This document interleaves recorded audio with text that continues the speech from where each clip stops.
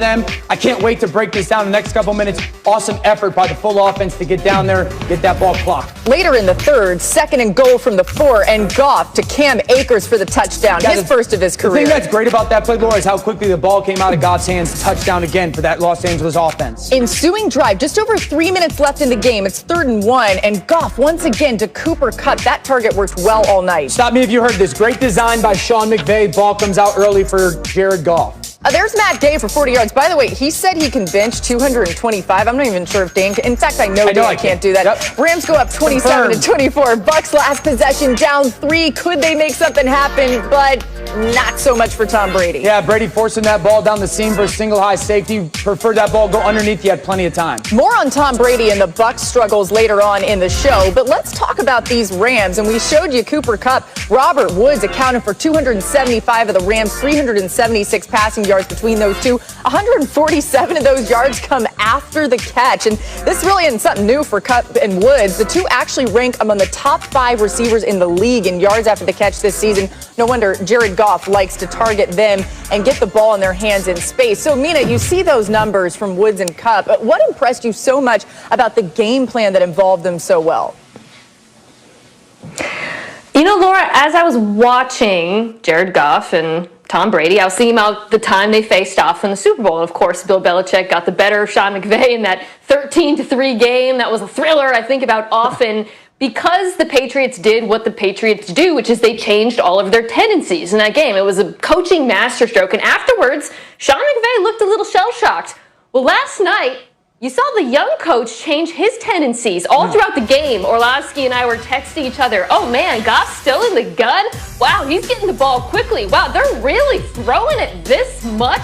They're deviating from the things they normally do, and that's brilliant coaching by Sean McVay. I mean, the Bucks are blitzing Jared Goff 40% of the time, but they only got pressure 16% of the time because the ball was coming out of his hands so quickly on screens, on sprint outs.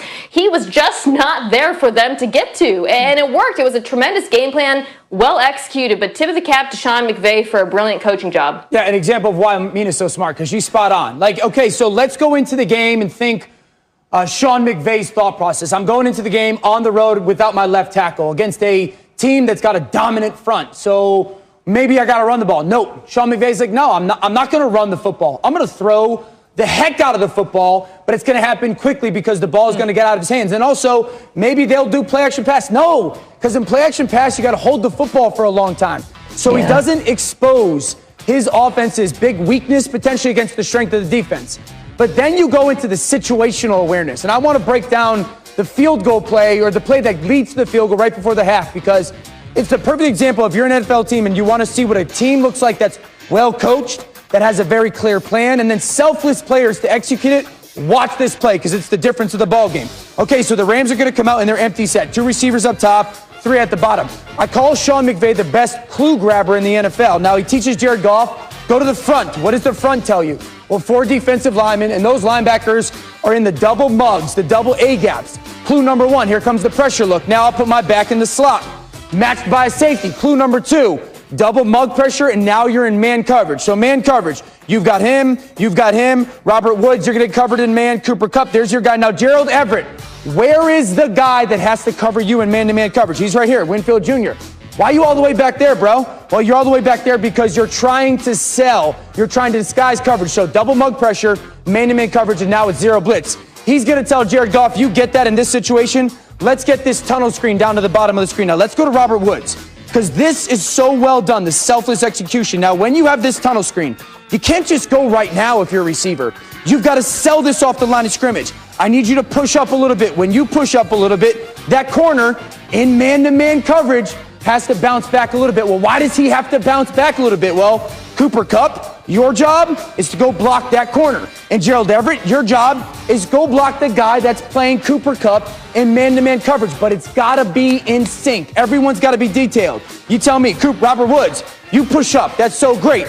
Now you two, Cooper Kupp and Gerald Everett, you guys have to come flat down the line of scrimmage. Well, why do they have to come flat down the line of scrimmage? Because if they don't come flat down the line of scrimmage, these defenders, these guys can play underneath those blocks. If these guys went upfield, these guys would be able to undercut and get that play, and it's done. These guys, you tell me. I told you Cooper Kupp and Gerald Everett need to go flat down the line of scrimmage. Does it look like they do? Flawless. Flat down the line of scrimmage. Go make your blocks. Now, right tackle, Havenstein.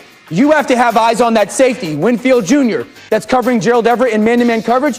You got to have vision on him because he's hunting as well. So Robert Woods does his part. He pushes up. These two guys, Gerald Everett and Cooper Kupp, you're flawless with your execution. Now, Robert Woods, finish it because I called this what? A tunnel screen. This looks exactly like a tunnel. Tunnel, tunnel.